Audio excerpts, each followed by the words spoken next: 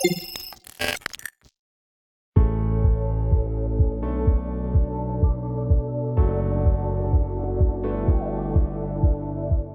are your thoughts on creatine? Is it as safe as whey protein? There's a lot of discussion now about creatine. What are your thoughts Yes. about creatine, I Dr. saw this Isaacson? post from Max Lugavere on my socials that was talking about this recently. So, okay, zooming out 5, 10, 15 years ago, I've always never been against creatine. I've never recommended creatine for brain health specifically, but I've absolutely been supportive of of creatine for muscle building. I think I'm not saying I think, but I'm more towards I think it could be cosmetic because the stuff goes in the muscle and it makes it look larger, or it could optimize muscle function. I don't really know. I don't pretend to be an expert there. I'm pro creatine. I take creatine myself.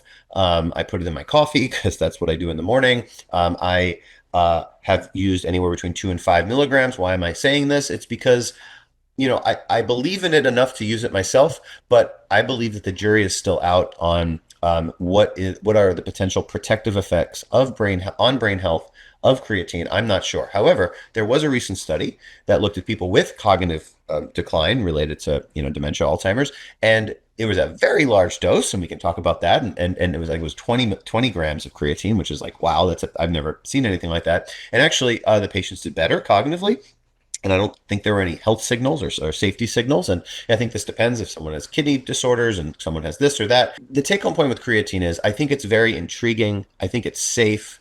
Talk to your doctor. I'm not certain. It's not something I recommend for brain health specifically, but if someone is trying to build muscle, if someone is on a brain healthy path, I absolutely do support it, and I don't recommend against it.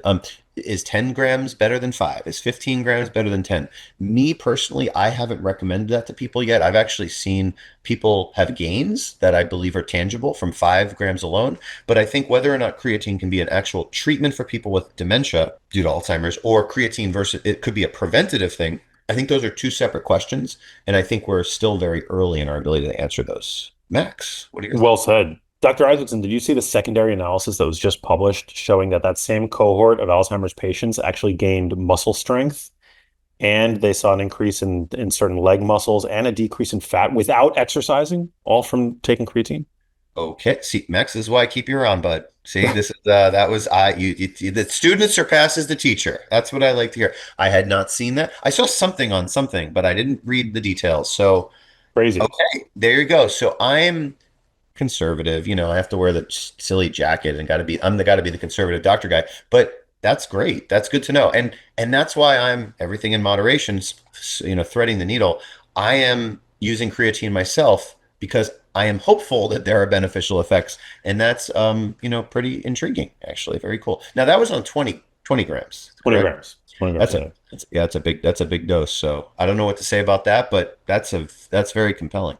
Yeah, I don't think you can make the recommendation yet for it, but it's definitely like a very exciting area of research that Yeah. needs to And continue. like today, if a patient of mine who's also in our research study wanted to figure this out and they would start creatine, we would look at their biomarkers. So blood tests, we have blood tests now. We're developing our own blood tests, but what I colloquially call the cholesterol test for the brain. I believe that one day, uh, everyone in their 20s, 30s, and 40s and 50s, 60s, 70s, 80s, and beyond, before they have symptoms, are going to take, I hope we help develop this, the cholesterol test for the brain, where we look at a panel, just like LDL is like bad cholesterol and triglycerides or, whatever. We're going to have those markers before symptoms, not diagnostic for when people have symptoms, but you can go to Alls Labs, alzlabs.org, and you can learn about this. This is a mission driven way to try to democratize access to this, and you can go to ind.org to sign up to learn more about our nonprofit research foundation. But the take home here is we use these blood tests now in the research study. And I think we have one or two people that have now recently started on creatine, and we have their biomarkers before, and then we can look and how did their brain biomarkers go before and after. So I hope, Max, on a future Q&A, I will be able to give you some answers, because in our research study, we track before and after effects of GLP-1s, the Ozempics, Mounjaro, Wegovy's. We have some great data on there we recently presented. Hormone replacement therapy, amazing results, really exciting. Some cholesterol lowering agents, multimodal treatments. Our data that we presented at the AAIC, Alzheimer's Association International meeting, showed that multimodal interventions work the best out of everything. So you don't just always have to take a magic pill or a drug. So that's pretty reassuring. But anyway, the answer to creatine, I think, is still up in the air. But now we have the tools, the fidelity, the biological markers to deploy, so we can learn going forward.